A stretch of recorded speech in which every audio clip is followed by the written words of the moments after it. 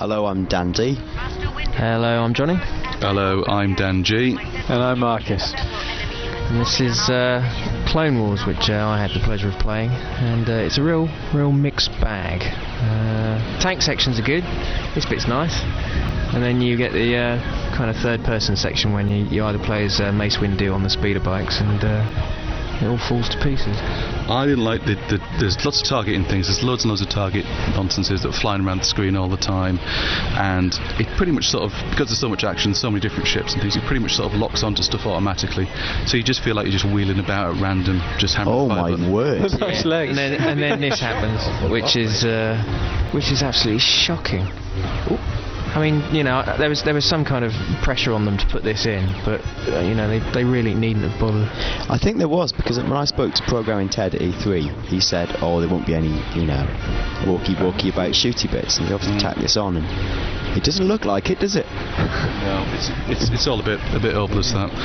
I mean, yeah, the running about bits are basically a human being as another vehicle, really, so it doesn't really add that much to it besides looking a bit daft.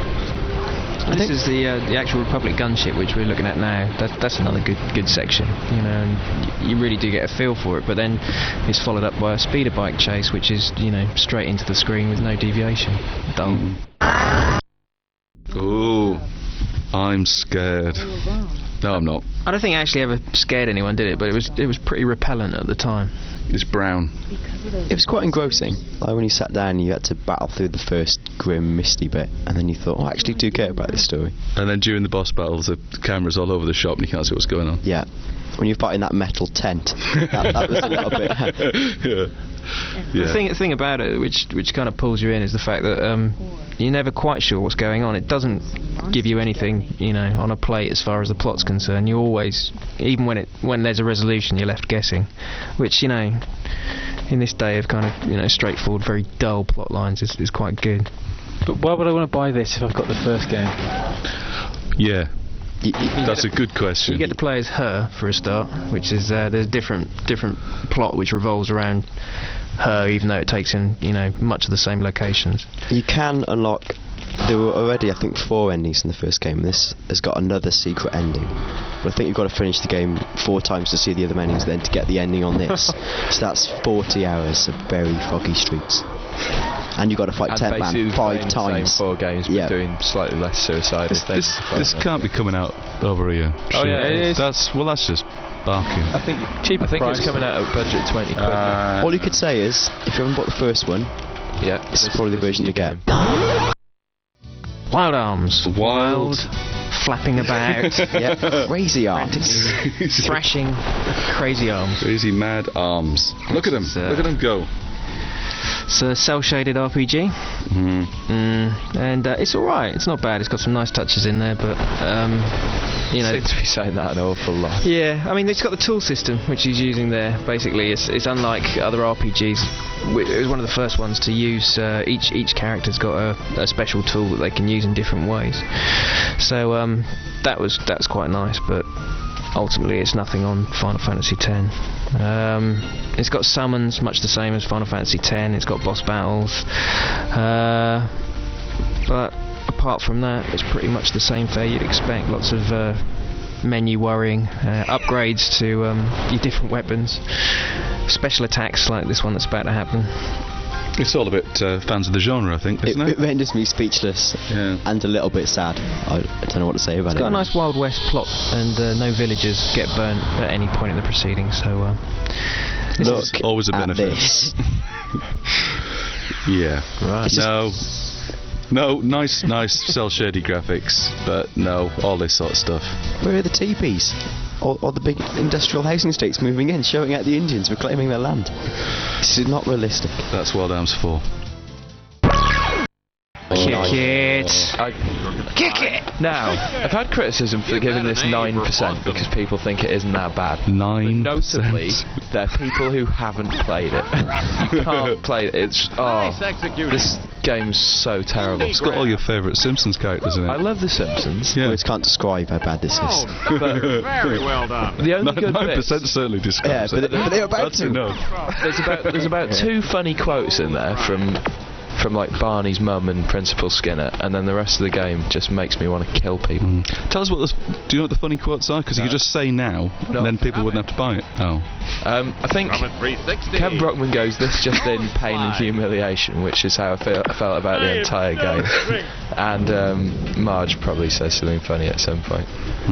But it's weird because you can't really jump properly. It's impossible to judge jumps, but you can rack up enormous combos just by jumping and grinding and jumping and grinding. Oh, and doing a special move involves twirling the joypad in an entire circle while your special meter's built up, while you're doing one of these very low jumps, which is about as hard as anything since Zangief's spinning atomic buster. If that makes sense. Wise words.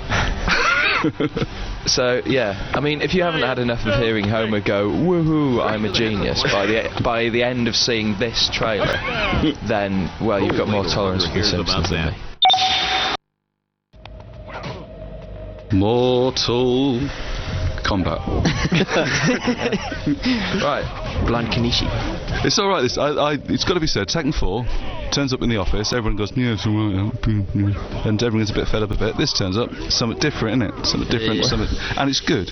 And it's not technically as good as Tekken 4, but I'd rather play this. Yeah, I think everyone who isn't really into beat 'em ups would rather play this, just because it's got blood in it. It's not difficult to pick up, but you know, I mean, it has got depth there. Not very much depth, but enough for me to kick everyone's ass at it after I practiced it for a weekend. You're right. By yourself, in which you took the game away. I make no apologies for that. The fact is I'm better at beat 'em ups than you, John. Only because you spend hours at home playing them. No, the whole swapping fighting styles mid-fight when you want did my head in a little bit, I must admit. But the satisfaction you get when you pull off a multiple combo, that's really nice. Yeah, I really like the swapping fighting styles thing. It's not the most balanced game ever, is it? No, it's not very well thought out in kind of different characters doing different things. It's just, hey, look at that spin up. It's just lots and lots of blood and really, really daft special moves. Come on, he's getting Things like that. It's funny. It's look at that. They haven't That's quite not very got realistic. on the funny though, because there's only one fatality for each character and no friendships at all. They got some great facial deformation, haven't they? Yeah, that's true. You really do look like you've been through the works after No! You got me, Copper. Oh, games with slow motion in. Brilliant. Might not be coming out over here. Yeah. Despite Namco. Hello. Sony haven't picked it up. But they should. Somebody should. This actually does the bullet time thing better than Max Payne. And it's got a dog in. Yeah. And a disco. Wicked. Watch this. Take people hostage. Oh. Terrorist or whatever you are. Tell us more about the disco for dogs. The dog isn't actually in this bit. Oh, look at that though. You can actually hoik petrol canisters and then shoot them in midair. It's like a film. Brilliant. Anything more to it than just running around shooting them? There's mini games, but they're all rubbish. Oh, no, you say that. I remember seeing the bit where you're the lap dancer for a while. Yeah. Really? That was good. Yeah. You get like that? You get to be the lap dancer. Oh yeah. And you dance to and distract some people, and then he gets to sneak through. And we only gave this 77. I should stress it. You're not that guy dressed as a lap dancer. That's not how it works. Oh, good. And then, just to sort of assert your sense of masculinity, there's a sub-game where you can arm wrestle for cigarettes. I kid you not. It's got the lot. You spend some time in prison as well. The storyline's good, isn't it? Well, I wouldn't say good. Well, I might say not rubbish. The targeting system's good. Yeah, though. this is you in jail. And the hitting. Fighting to stay alive. Wow. I think this looks all right. Yeah. It's like cinematic. Yeah. Oh. Cinematic like a Disney movie. Yeah, the tension's building. It's only the Mark of Kri. The Mark of Kri, which constantly very nearly gets the mark of the beast. It gets 74, which is that kind of score where it's a big, why did they bother kind of score. Good, but you wouldn't buy it, the score. Yeah. Well done. 2 years of your life pissed away. Oh, strong. Well, they live in San Diego, they never find out, will they? Yeah. Yeah. It's not really anything. This bit's good though, isn't it? And all it is a bloody tattoo being drawn or something. Yeah.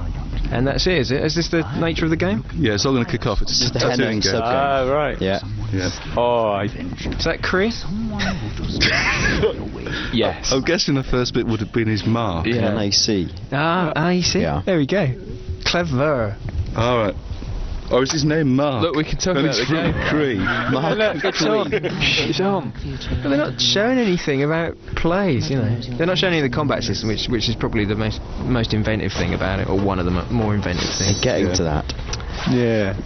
Which is each button on the right-hand side of your pad is designated to a different enemy, so you can choose which enemy you're going to attack. There you go. He's X because there's one. X, get him. X square maybe if there's two. So yes, it kind of mixes things up on that setting, which is quite nice. Does that mean there's only ever a maximum of 4 bad guys attacking you at once? No, I think there's only ever 4 near you. There's more on screen. Ah. It's all kicking off now.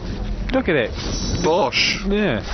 So it's a big scrolling beat 'em up that looks like a Disney film that doesn't exist. It's got some other nice touches as well. I know that there's a bird character who follows you around, and you can use him to. What, like a girl? Yeah, no, like a Oh, crow, I see. like a raven maybe, and you can look through the bird's eyes. There you go. There you go. Look. Hey.